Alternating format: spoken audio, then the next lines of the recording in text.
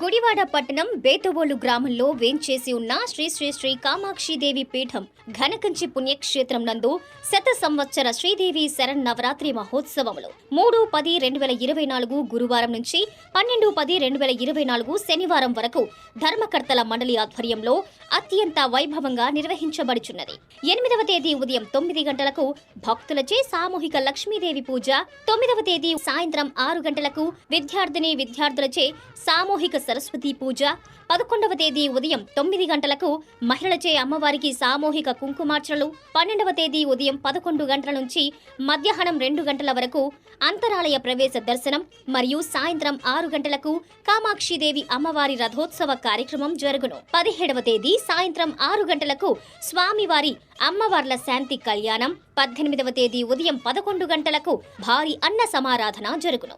నవరాత్రుల 9 రోజులు అమ్మవారు వివిధ అలంకారాలలో భక్తులకు దర్శనమిచ్చెదరు.